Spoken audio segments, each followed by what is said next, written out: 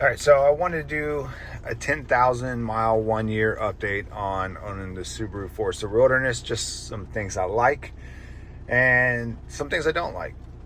To start with, I'll jump into the interior, which I'm already sitting in. It's raining outside, weather's real crappy, but the things I like is the comfort of driving this thing and the interior. So the interior is really plush, really soft. It's got like a synthetic material for the seats, and it seems to be holding up well. I have seen on the Subaru forums that some people have had problems with like minor cuts and stuff like that. I don't know if they were wearing, jeans or something, or they had something in their pocket that wore the seat out a little quicker. I haven't had any issues in the first 10,000 miles.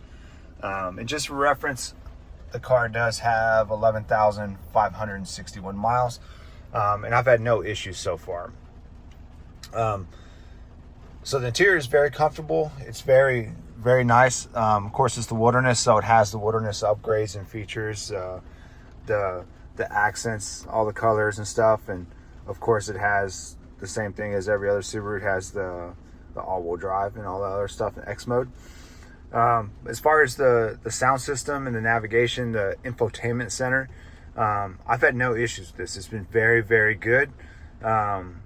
I like the sound quality of the speakers. It does have, I think it's the Harman Kardon, is that how you say it? Speakers, and they sound good.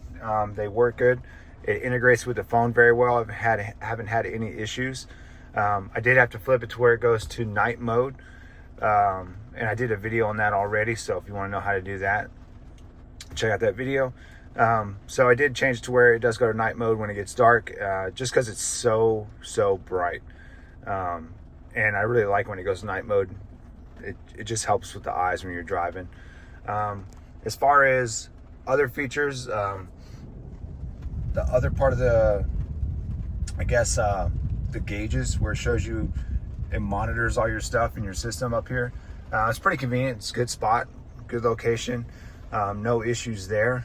And as far as the power and CVT and all that stuff, I haven't had any issues. I like the power of this car. I'm glad it's a non-turbo car, and that is for reliability aspects.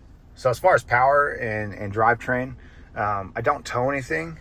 I do have a Kurt hitch that I installed on here, which was mainly for my bike rack, and I've had no issues with hauling two bikes around, going down some trails to go to bike trails. And then there was one or two times where I did have to go through some pretty thick mud, and I had no issues with that as well. As far as the inside, it's got plenty of room for 5 people. I have 3 teenagers, 2 girls, 1 boy, and they can sit back there comfortably. But if we're going on a long road trip, I would say longer than 2 hours, then we would take the 4Runner because there is more room as far as hip room and all the other stuff, and they can move around a little more comfortably. But as far as hauling the kids around and stuff like that, it's got plenty of room. Same interior in the back, very nice, very comfortable. Like most people, one of the things I don't like is you'll see the auto stop start symbol. You can bypass that. I haven't done it yet, but I hate that feature. I hate when the car shuts off, when you stop at a stop sign or you stop at a light.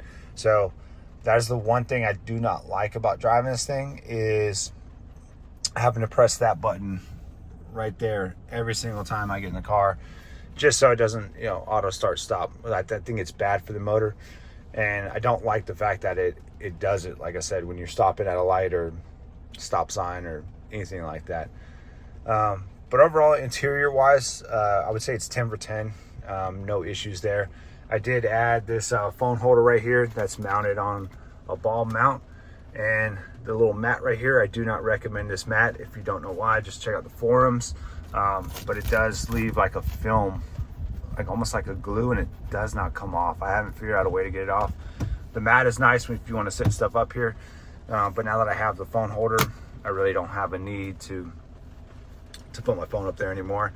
I just put it right here, plug it in, and then if it's in the way of anything, which typically it's not because I'm just on Spotify, I can turn it sideways and it completely avoids all the stuff on here. It doesn't get in the way of the navigation or controls and stuff like that.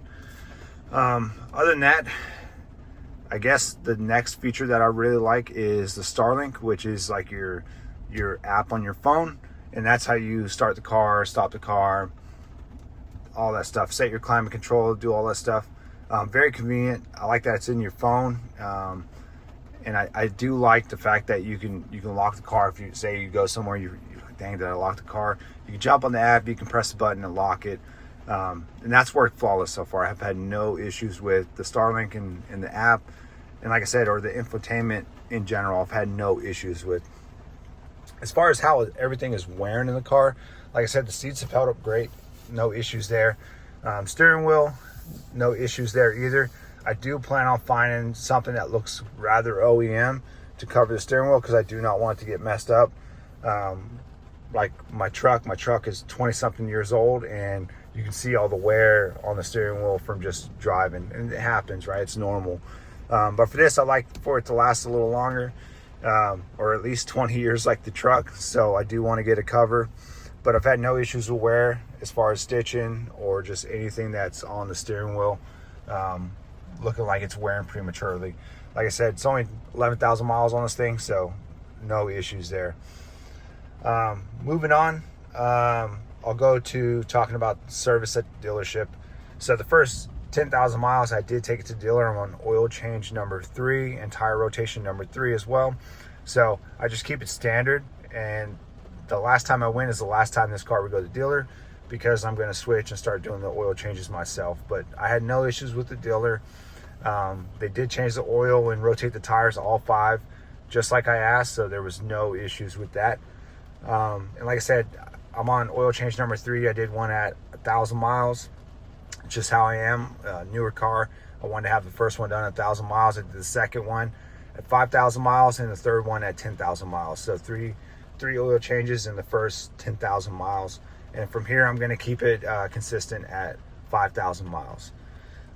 So no issues with the dealer. Now we'll move on to the outside. It is raining, so we're going to try and swing over this one as quick as we can. I'll show you the hitch and I'll show you the body.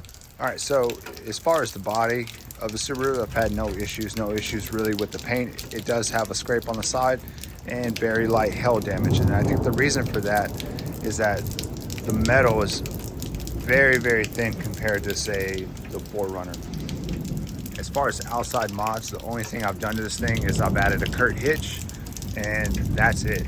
Nothing else to the outside as of yet. I do plan on doing tires, wheels and tires, and then eventually lifting.